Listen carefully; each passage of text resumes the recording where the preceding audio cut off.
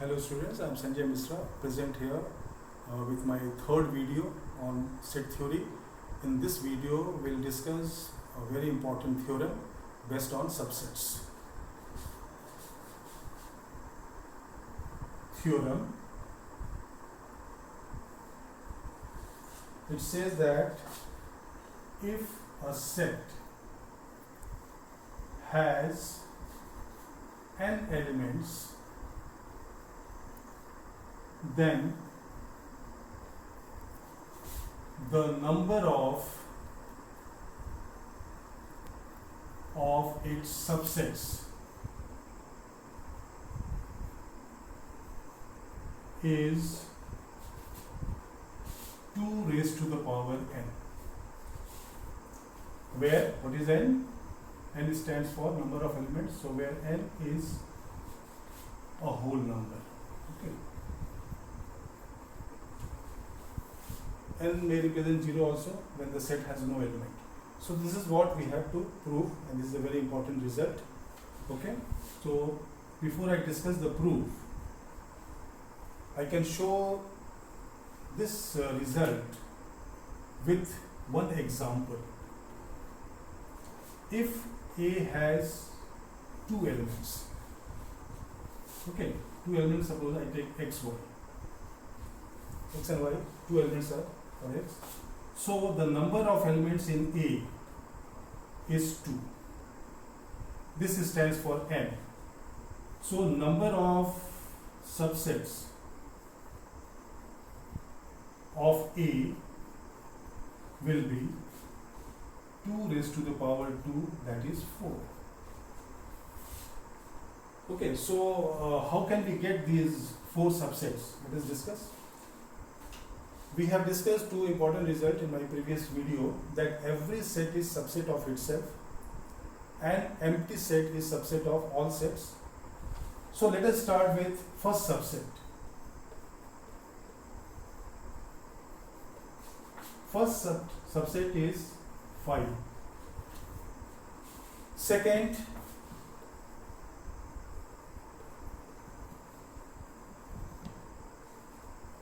subset, if I take only one element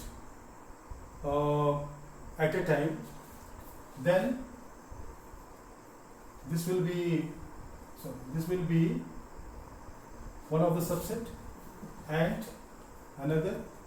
So this second includes 2 subsets in which only one element are there. Out of 2 I have taken only one. Okay, and this has 2. So third category will be when we take all the elements. Okay, so this also based on the result that every set is subset of itself, that's why I get an xy. But when you go for observation, what is the hidden rule here? The first says that out of 2 we have not taken any element. That is called 5 because it has no element. So out of 2 we have not chosen any one element. Then out of 2 we have chosen one at a time. So we are getting 2 members of that type. And out of 2 we have chosen all. So that is the third type. So based on this condition, we will generalize this case. Okay.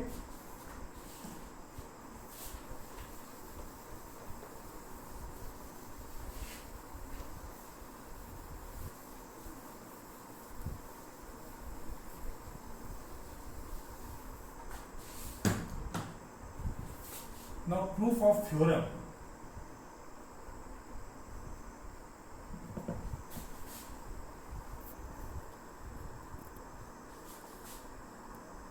Depends on the following concepts.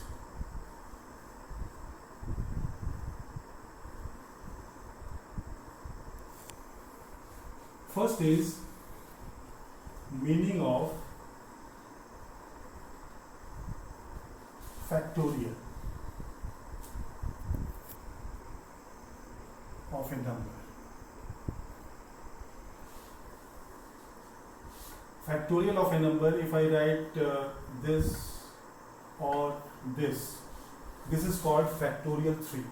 This stands for a product which starts from this number and go on decreasing by 1 till it gets 1. Okay, similarly if I write n here, so this product n into n minus 1, n minus 2, this will also end in 1. So this symbol is called factorial of a number. So this will be used in our discussion. Second, if R elements are chosen from n given distinct elements,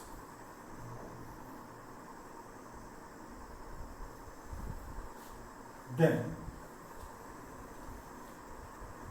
number of such selections is represented by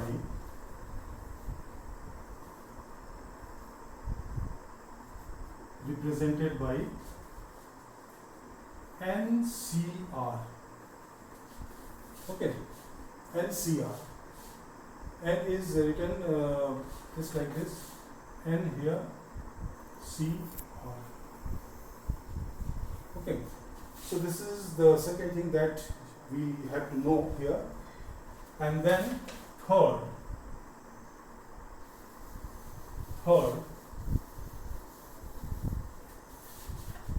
is expansion of this symbol. So this is factorial n, factorial r, factorial n minus r, and you can guess that in this condition n is greater than equal to r, because we are choosing from n objects, we are choosing r at a time, so n is greater than r. And the last one is binomial theorem, that also we have to know. Binomial theorem, this gives you the expansion of this term. Okay, n is a whole number, so this, according to binomial theorem, this should be, this is equal to NCn x to the power 3, NC3 x to the power 3, and so on, and then NCn x to the power n.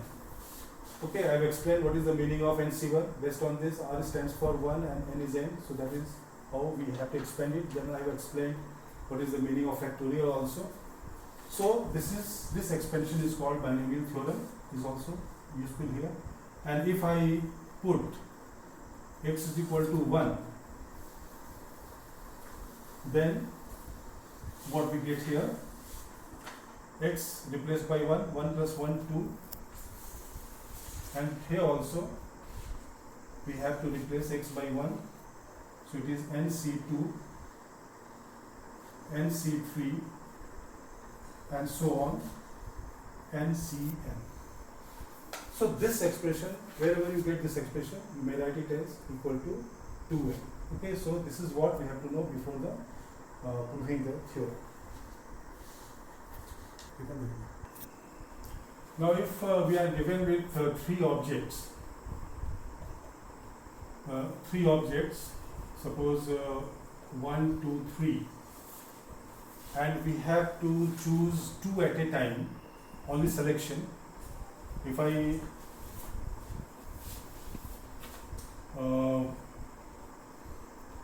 replace it by suppose letters x, y, z, and we have to choose 2 letters at a time, so one of the selection will be x and y. We are choosing out of 3 any 2, so this can be one of the selection.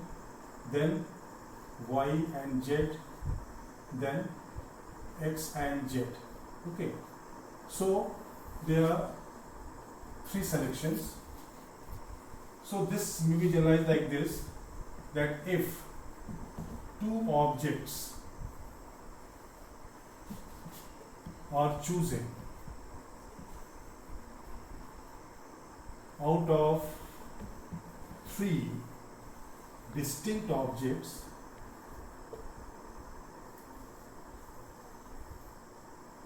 then number of such selections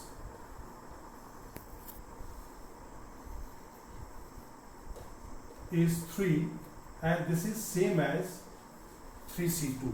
Out of 3 we have chosen 2. So when you expand by that theorem, so what we do, factorial 3 means factorial n, then we write factorial 2, and then 3 minus 2, that is factorial 1. So when you expand it 3 to 1 and then 1 into 2, the result is 3, which is matching with this 3. So this is the basic principle on which we are getting this 3 number 3. Okay. In our case, the set has n elements, x1, x2, x3, xn. Okay, they all are distinct, means no repetition. N objects are there in this set. Now we have to find how many subsets will be there. So in first, number of subsets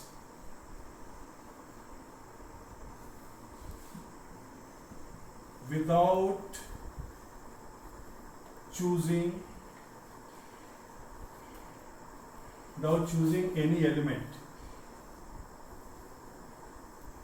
is out of n. We are not choosing any element, that is represented by NC0.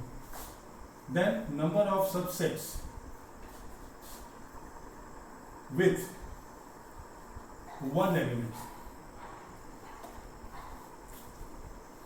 with only one element, means out of n we are choosing one at a time. Then how much number will be there? So that NC1 gives you the total number of such selections. Third, with only 2 elements is equal to NC2. And let us go for last, number of subsets with n elements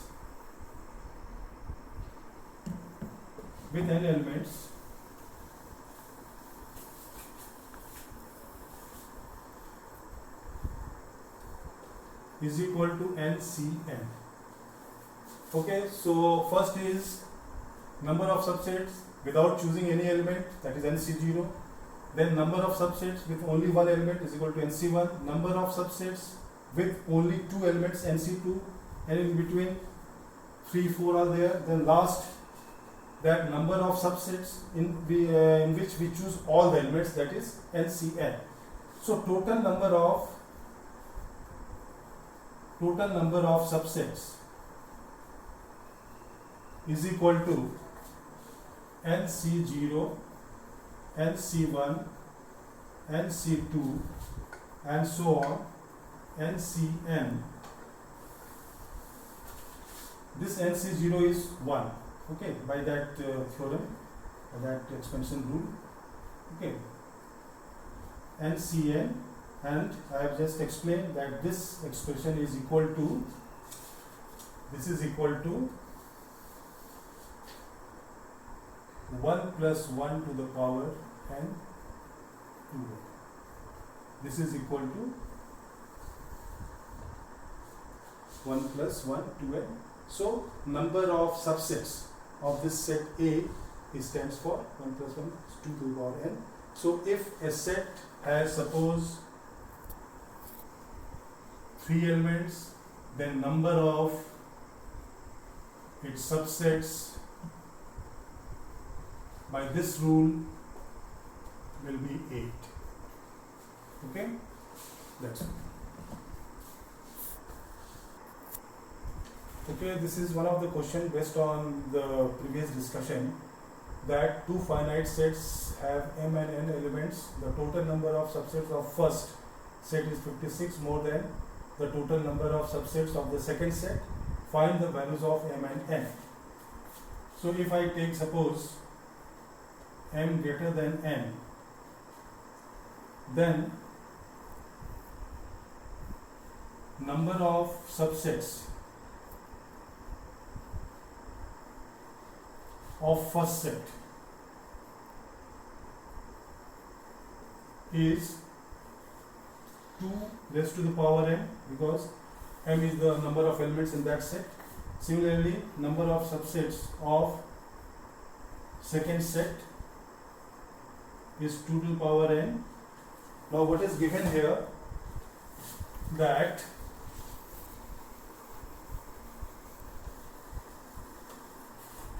that 2m is equal to 2n plus 56. Okay. Now this is one equation in which we have to find two things. So number of unknowns is less than number of equations present. So such questions will be done by hit and trial method. So which method I am going to apply here? First let me write in this way. Then we can take, since we have to make it whole number, so the smaller value, if we take common,